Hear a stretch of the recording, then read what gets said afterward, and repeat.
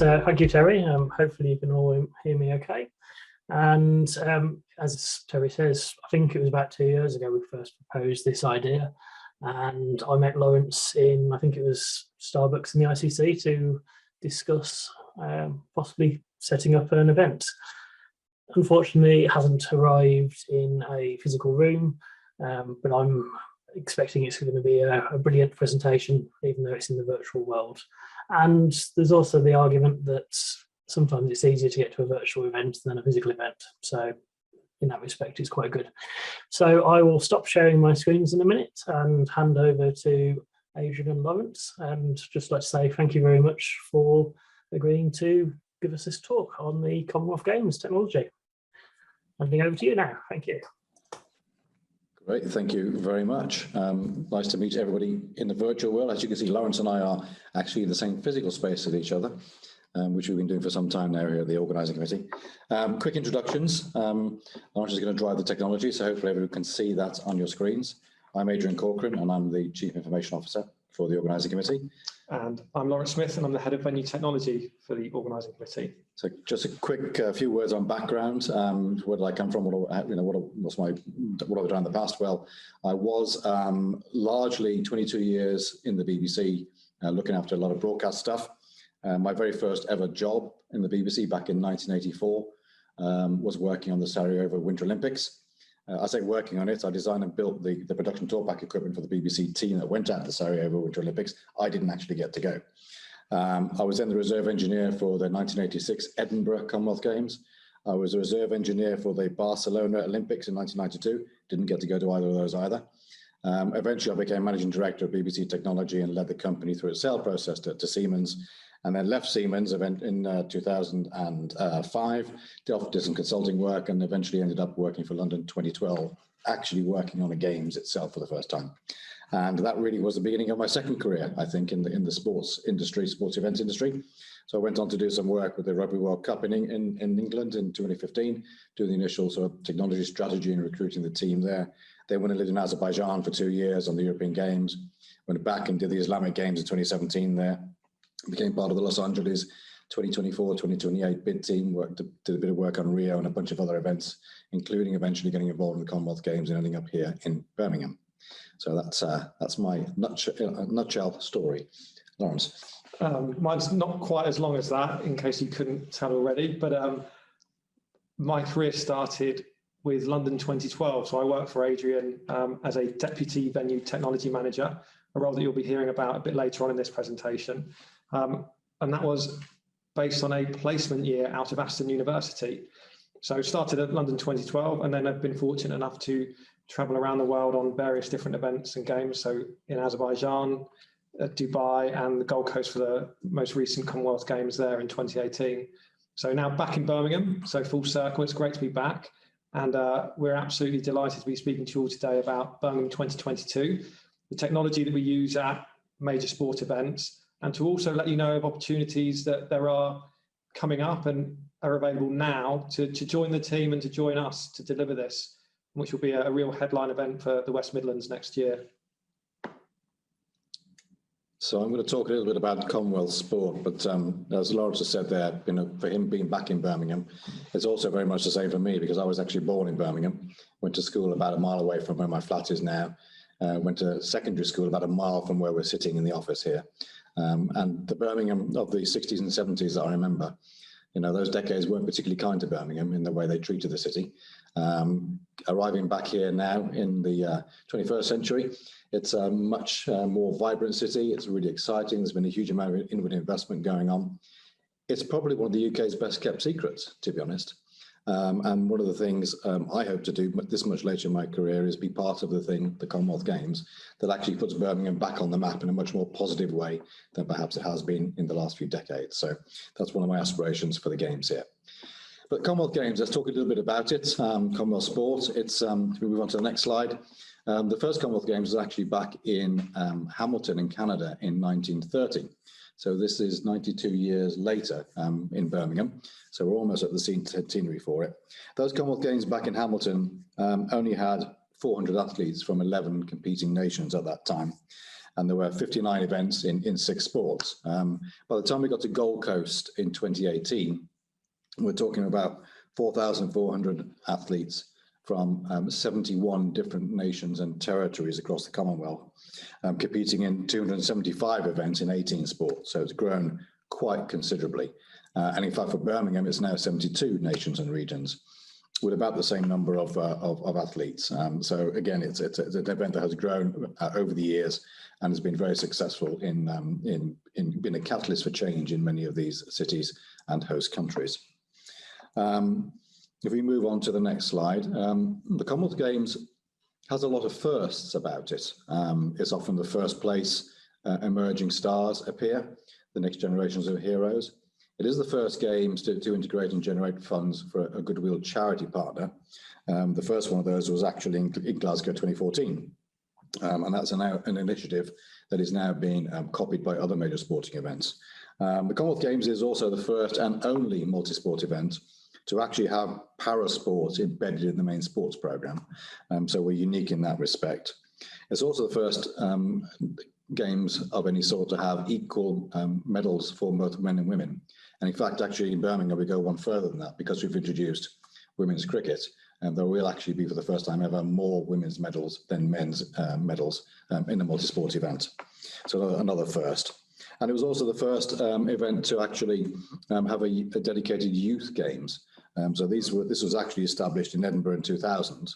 And that was 9 years before the Asian Youth Games were established, and 10 years before the Youth Olympic Games were established, and 21 years before the Junior Pan American Games were established. So again, another first. But the main point of really this slide is things the Commonwealth Games often does for the first time soon become embedded in the way multi-sport events are. So we're very much leading the way in this respect.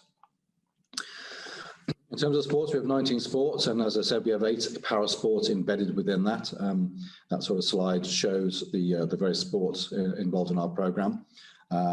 Those sports will take place in 26 disciplines in those sports over 286 sessions over 11 days.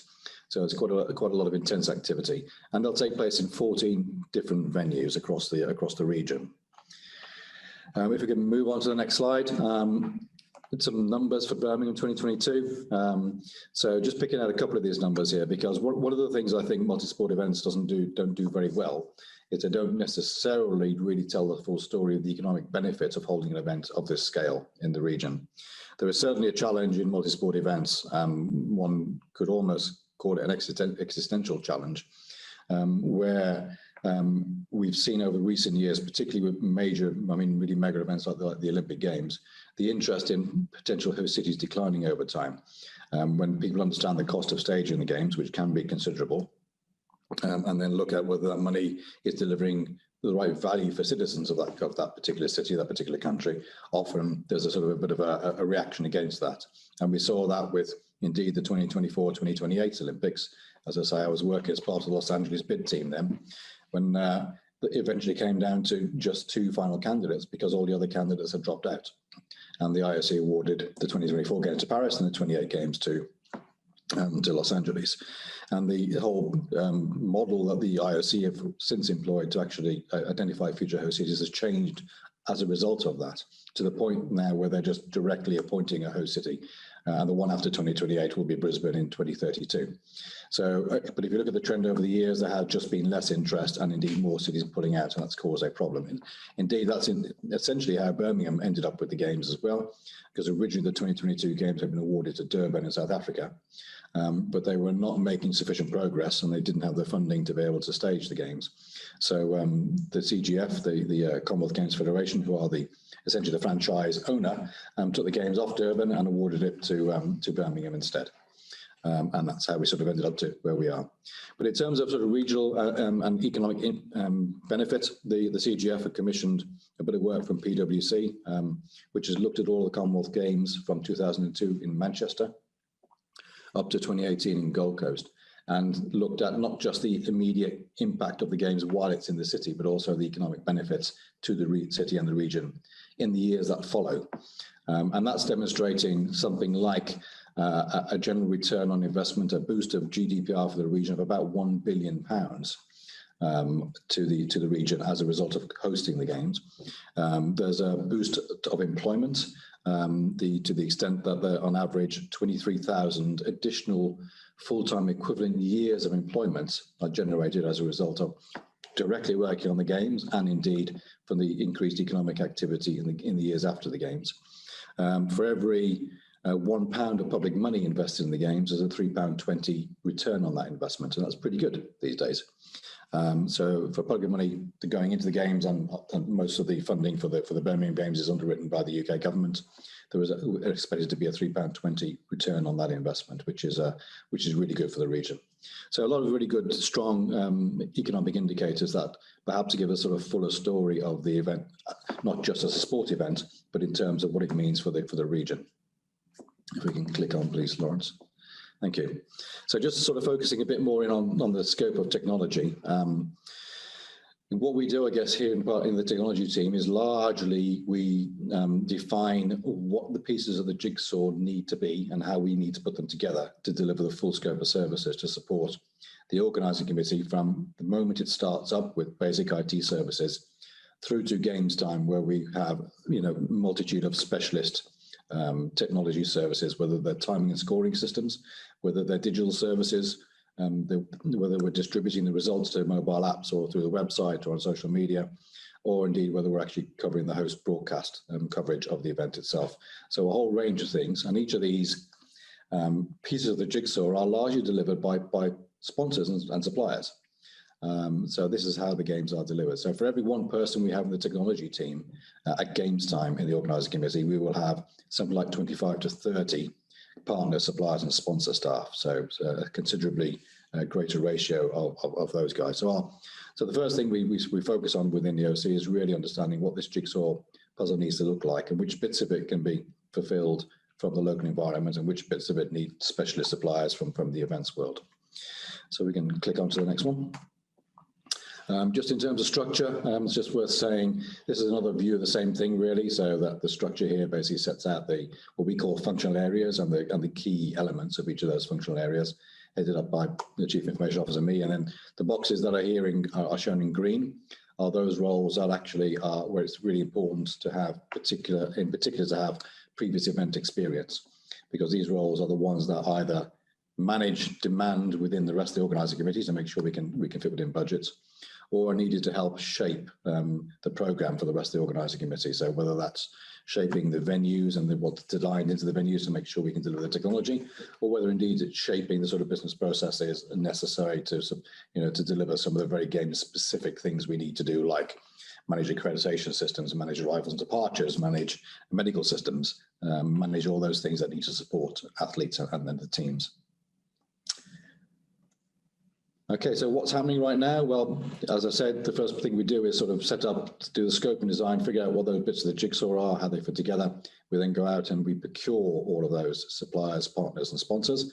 And we've largely done that now. So for each of those bits of the jigsaw, we have one or more partners who are fulfilling that function. And what we do now is we sort of mobilize them and start to get ready for testing and delivery for games time coming up next year. So we are already effectively 3/4 of the way through this life cycle. We have 275 days more to go, 39 more, what day are we today? Tuesdays. 39 more Tuesdays to go. So there aren't that many more weeks to go to actually hit the opening ceremony itself. So obviously the last couple of years have not been at all normal in terms of for any business, particularly not for major events. The major event industry, as we know, got absolutely hit for six with the close down of the industry effectively. So 2020 was very definitely a year of very significant challenges, because we also had EU exit to add to that. Some things we knew about that and we didn't know about COVID. So 2021 has very much been the year of recovery, getting things back on track and working twice as hard to get back to where we needed to be. And we're hoping very much that 2022 will be the year of celebration, because not only is it the Commonwealth Games, but the Commonwealth Games is actually at the heart of a year-long celebration. There is a festival, the Festival UK, which has now been rebranded recently as Unboxed. which is a sort of cultural festival celebrating Britain throughout the year. It's the Queen's Platinum Jubilee, and it's also 100 years of the BBC. And at the heart of that, as I say, is the Commonwealth Games. So we're looking forward to a fantastic year of celebration next year. Okay. Okay, so now we've got a couple of videos to show you. This first video gives you a summary of technology at a Games more generally, and then the second video is about the 100 meters final. So it's an event that takes 9.8 seconds to complete, or it did at Tokyo. We're just going to pause it at certain intervals and dissect what you can see on camera that to the untrained eye all looks normal. When you start looking at it in detail, you can actually see that the scale of technology that goes on at a 9.8 second event is quite significant. So without further ado, I will play this first video.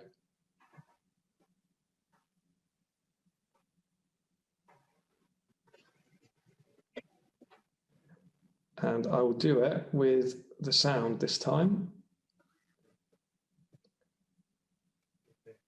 Oh, can you guys hear that okay?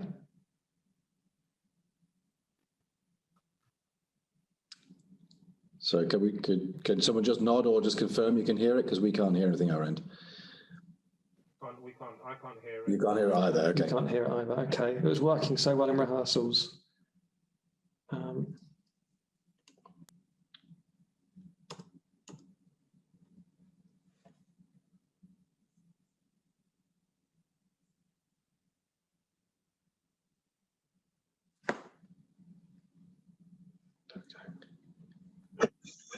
This happened to me recently, and I needed to click on an option to play sound when I took the screen command over. Can you all hear that? Yeah, got that. We rely upon to deliver to us a number of key components. So we'll start that again from the beginning. There you go. User error here. It's not a good sign, is it? Here we go.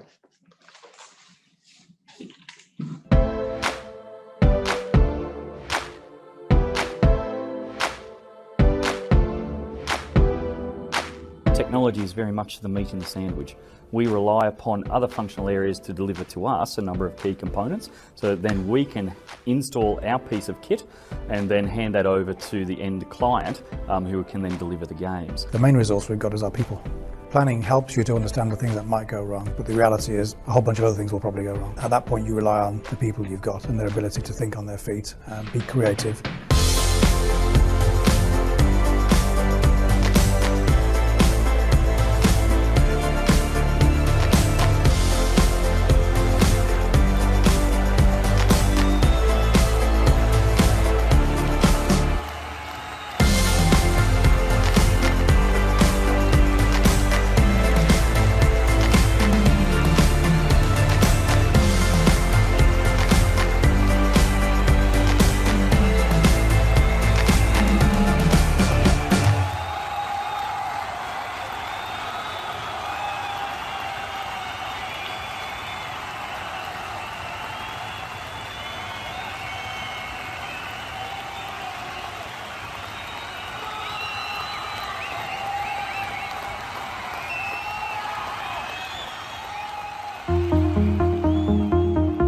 To deliver the results in a particular venue, we need some result spaces, we need a computer equipment room, we need a telecoms equipment room, we need a printed result distribution room, and then influence the venue designs to make sure those spaces are incorporated in the design of the venue.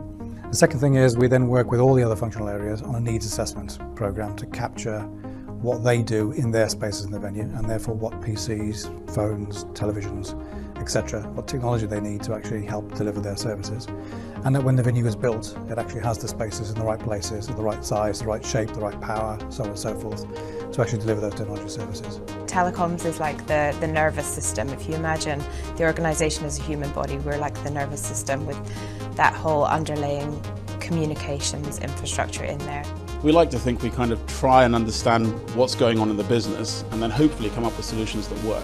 One of the phrases that you hear thrown about all the time is, we don't get a second chance. Now, okay, that's really kind of focused around games time because it is a very focused 2-week period. But I guess for us, there's a huge amount of testing that goes in up front. You know, it's trying to anticipate problems before they happen. We have 2 technical rehearsals and we will coordinate several hundred participants executing several hundred scenarios really to test not just the technology but the people, the processes that are key to technology's delivery at games time.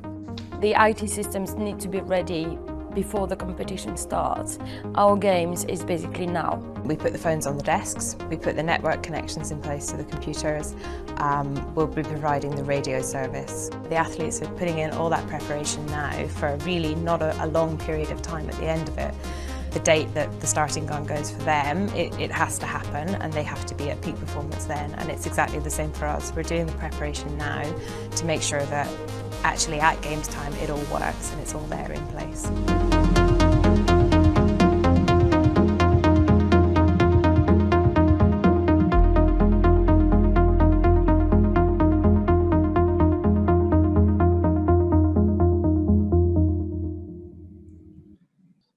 I'm just going to share this presentation screen again.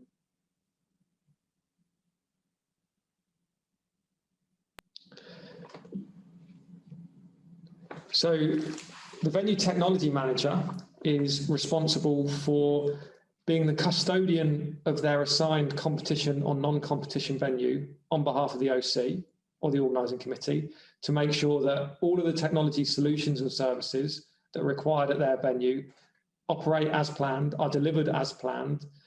And we are in a position in Birmingham where all of our venues are existing. Some of our venues are being built for us, so at Alexander Stadium or at Sandwell, and they will manage that construction schedule on behalf of technology to make sure that all of our technology requirements are factored into the build. But we also have greenfield venues that are total greenfields at the moment, so in Sutton Park or Cannock Chase, where there is absolutely nothing, and they will be responsible for making sure that the technology transforms that venue from a public park into a world-class elite competition venue. So those venue technology manager roles are being advertised at the moment. So if this sounds interesting to you, if you think that this might be of interest to other people that work in the same industry as us, please do let them know. And we do have 2 levels of grade for this. We have a venue technology manager who is ultimately the CTO of that venue. They are responsible for all of the technology that goes on in there and make sure that everything runs to plan for technology. And they are supported by a deputy venue technology manager. And as I said earlier, I was fortunate enough to be a deputy venue technology manager at London 2012 for the Olympic Games. And that really allowed me to enter an industry that I really never thought I would ever have the ability to enter. And actually, if there are any graduates or people looking to move into the technology sector, I would absolutely recommend that deputy technology manager role to them. We can also, because we are conscious that we're only offering 6 to 9 month roles here, because at the end of the event, come August next year, we are all unfortunately out of work and the company is liquidated. So we are out. So we are willing to talk to businesses or talk to you around sabbaticals or secondments. So that is an option. If that does sound of interest, please do reach out to us. Please do apply and we can work through that. But the venue technology manager roles, we are anticipating starting in January. So the adverts are live now, as are the deputy venue technology manager roles, which we anticipate starting in May. We do have a number of other roles within the technology team that may be of interest.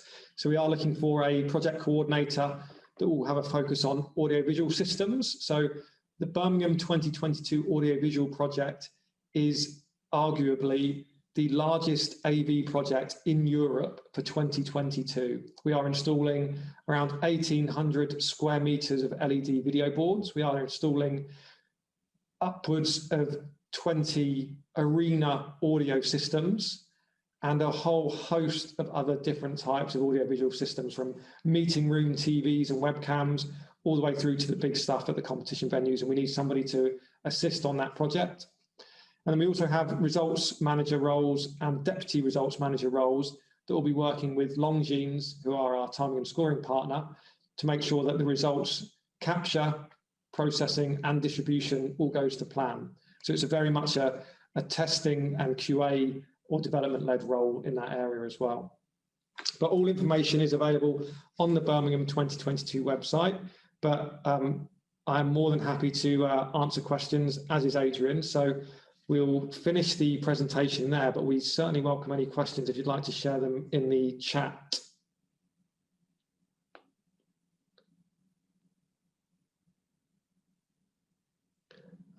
So I think the first question we've got there is the rail camera totally operated manually?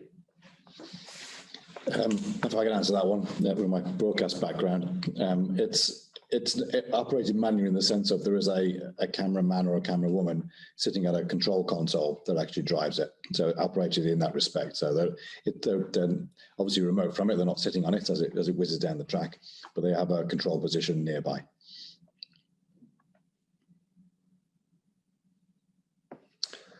What do we see as the particular security threats? Well, that's an interesting question. Laurence referred to a couple of really interesting articles, particularly I think the one on the Olympic destroyer from the Pyeongchang Winter Games in 2018. There's no question that the threat to a major sport event is significant and getting increasingly sophisticated. In that particular incident, it's believed to be a sort of nation-state attack, which is about as sophisticated as it gets.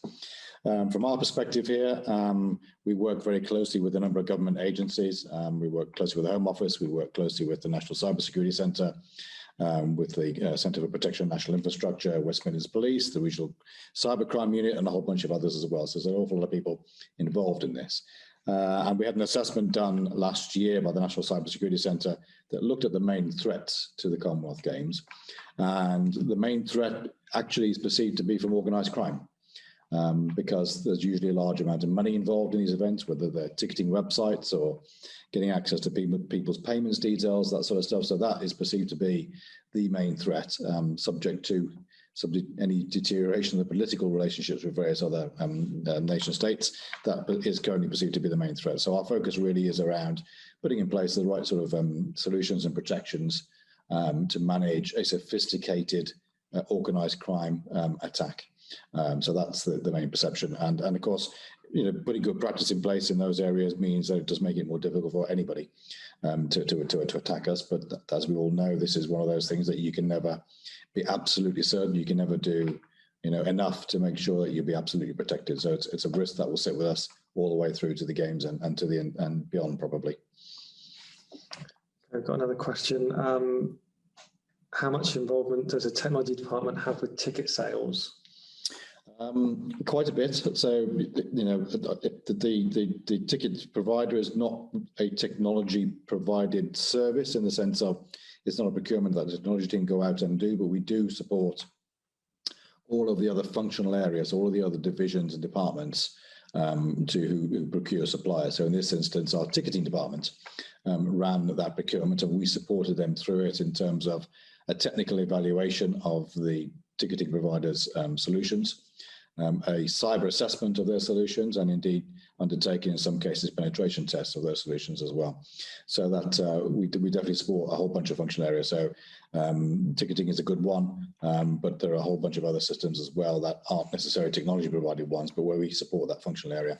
So managing the supply chain and the security of the supply chain is obviously becoming a bigger issue for us. So, if we take, for example, some of the venues in which we operate, we can make sure the organising committee systems are as watertight as they possibly can be. But if a venue system could be interfered with, let's suppose the amount of chlorine in the swimming pool at Sandwell. So if someone were to hack that system and put too much chlorine into the pool, then we couldn't use it for swimming until the pool had been emptied and cleaned and restated again. So we have an interest clearly in those sorts of systems that were not provided by us, but they're definitely provided by a key supplier. So security of supply chain is something that we spend a lot of time worrying about. What sport do you think presents the most challenges from a technology perspective? Well, that's an interesting one. Yeah, I've definitely got my opinion on this. So all sports are unique and have unique challenges. I don't think there is an easy sport to deliver, but the ones that definitely come to my mind are rugby sevens and cricket. So the reason behind that is because they have all of the normal requirements of a sport. So they have result systems, they have media interest, etc., etc.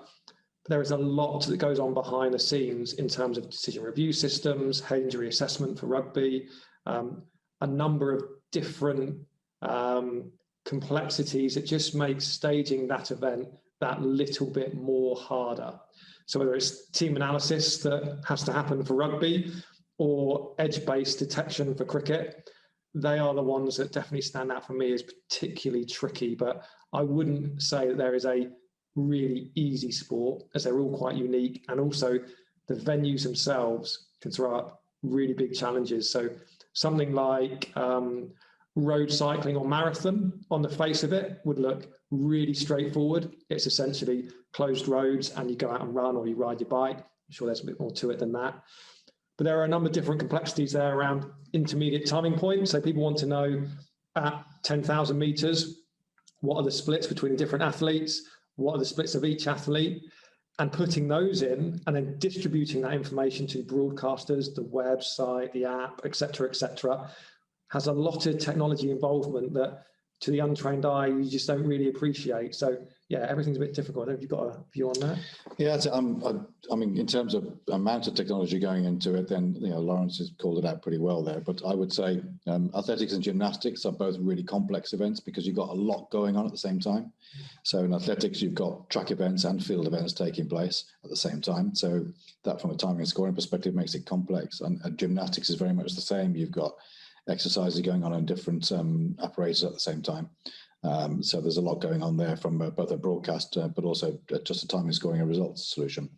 I would have also said some of those temporary venues are also challenging differently because often you don't have very much time to deploy the technology. So the challenge might be, and a good example would be probably the London 2012 marathon. We had 36 hours to actually deploy the venue. Because the mall was being used for some ceremonial marching up and down of some army bands for a while, and we had 36 hours after they'd finished to actually get to the point where the marathon could be started, and there's a fair bit of technology needing to go in for that. So that there could be challenges because of that. I would say probably beach volleyball at London 2012 was also complex because we had to build that at Horse Guards Parade. We had probably, about 3-4 weeks to do that. It was a very short space of time to build an entire venue from scratch in that particular area. So the technology, of course, usually comes in quite late in the day. They've got to build the venue first of all, and they build the spaces before you can put the technology in. So we tend to be the function area that gets most squeezed, the least amount of time to do the stuff we have to do. And you can, any of you who've worked on construction projects will know that's sort of generally the case. The construction bit always overruns and the technology installation bit gets squeezed, and of course the deadline for it in our case doesn't move because the opening ceremony or the first day of competition is the first day of competition. So different challenges across different sports, and some of that's related to the specifics of the venues as well. We've got quite a few more questions that have come in. So there's a statement here about the Athens Olympics, and one of the comms lines going down because the farmer buried a dead goat and cut through a cable. So that happens. That does happen, and as a result of that, actually, and we do build in resiliency and redundancy into absolutely everything that we do. So single points of failure are eliminated as far as possible, and we do not deliver cutting edge tech. We deliver tried, tested, robust tech because we don't have a second chance. We can't ask Mo Farah to run his 10,000 meters again or Usain Bolt to run 100 meters again. It has to work first time, every time, and it has to be reliable. So yeah, that's absolutely something we bake into everything that we do within the technology team. Do we have a project management method across the teams? I would say it's that's an interesting question because there are different deliverables as we go through the project. So we certainly iterate through the venue planning phase in that we get, in quite an agile way, it's refined in more and more detail. So it starts off as being very, very high level 2 years out to where we are now, which is actually in a very refined state, so that it's essentially a waterfall method that we get to delivery, that it all happens at the same time, all in one go. However, we are doing things around the Queen's Baton Relay, so that got launched last month. We have the ticketing system going live, as Adrian mentioned earlier. So there are a number of projects that happen as the game cycle kind of progresses as well.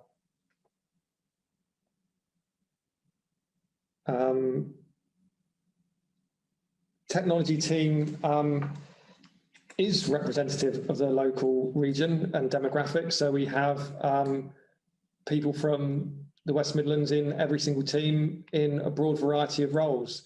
There are obviously some roles that require previous games experience, and we are fortunate enough to have some people based in the West Midlands with that can do those roles.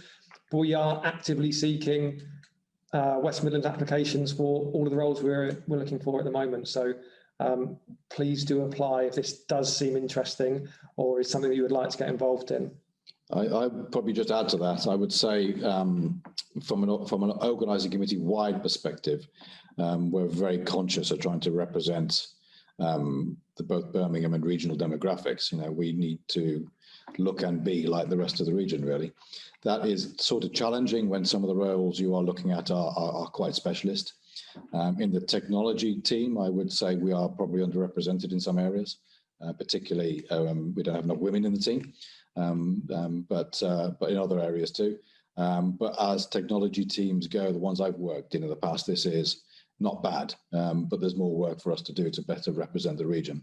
So the hope is, as Laurence has obviously done his plug a couple of times now for local recruits, that we will find good local recruits who will help us to sort of rebalance that a bit. And that also applies to our suppliers as well. So working with all those suppliers I mentioned earlier, one of the things we do during the procurements is we put between 10 and 15% of the procurement score based on delivery of social value and social value to the local region, particularly. So to give an example of where that comes through, Sunset and Vine are our host broadcaster. So they are the people who do the basic TV coverage in the venues that gets taken by the BBC, for example, and by Channel 7 and by other broadcasters who may add their own content to that feed, but the basic TV coverage is done by Sunset and Vine in our case. And Sunset and Vine are running what they call a host broadcast training initiative, which has recruited 200 people from the Birmingham and West Midlands region, of which 25% come from underrepresented and disadvantaged groups. And that 25% will be offered guaranteed roles at games time, paid roles at games time, to basically learn a new skill, whether it's a digital skill or a broadcast skill, and then help deliver the games. So that's the sort of social value we try to use and work through our suppliers to also help deliver that for the event as well.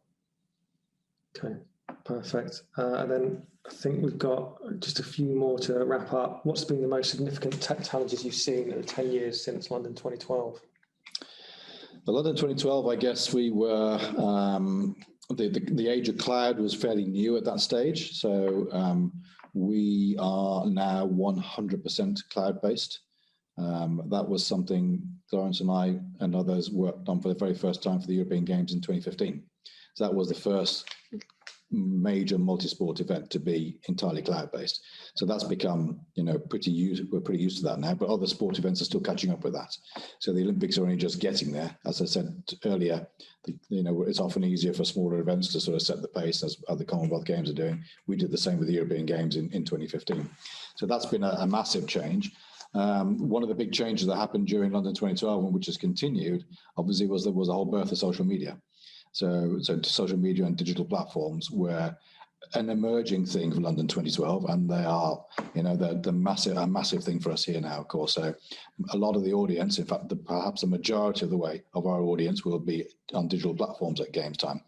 I think for the Rio 2016 Games for the Olympics was the first time that the digital audience actually outstripped the traditional television audience. So that's been a huge change there. And then the other challenge, I suspect, is really the cyber challenge, which is that has just gone on steroids since even from London 2012, where we put a lot of focus on it. But the major sport events have become such a big magnet for all sorts of potential attacks, whether it's nation state or, as I mentioned in our case, organised crime being the most likely attack vector. But that sort of is a day on, day off battle with to make sure we keep our systems and our data secure. Okay, I think that is everything in the chat. If anyone else has got any other questions, please do feel free to reach out to us. I'm more than happy to provide more content around the roles if that's of interest. And I've seen a couple of notes in here around passing on the information to different universities and different branches. That is really appreciated. Thank you. I honestly say that the venue technology manager role, if you are interested in sport and have a technology background, can be a real career highlight, and I would argue is one of the best jobs in the world. I think I'm a bit biased on that, but it is a fantastic opportunity to get involved in sport and work still in technology. Please stop plugging it before I get my master's. I'm sure there's the short-term deputy venue technology manager roles start in May and finish in August. So that's kind of the shortest term role that we have within the technology team, if that is of any interest. And from Tony, are the rates negotiable? There is salary banding on the roles that are advertised. So there is some flexibility with the roles, but it's all dependent on experience in kind of similar fields. I think that's everything. So hand back over to Pete to wrap up. Thank you all for listening and having us today. But please do reach out to us if there's anything that we can help you with or any information on the roles. Thank you all. Thanks, everybody. Yes, thank you very much. Really grateful for the presentation today. And is there anything, Terry, do you want to say anything as we close the event? Not really. I mean, under normal circumstances, we call for a round of applause to our presenters for what has been a very, very interesting and comprehensive overview of what goes on at the Games. I hadn't realised quite so much goes on. But I think we take it that on behalf of all those who've been listening, we thank you very much. We look forward to seeing the whole thing go perfectly in, was it 39 Tuesdays time? So thank you for everyone that's been here listening tonight. It's been, for an AGM, quite a good turnout, because normally we struggle to get AGMs even quorate. So thank you for that. We've nothing set in concrete at the moment for the rest of this year, unless somebody wants a repeat of my or a variation of my Christmas presentation in December.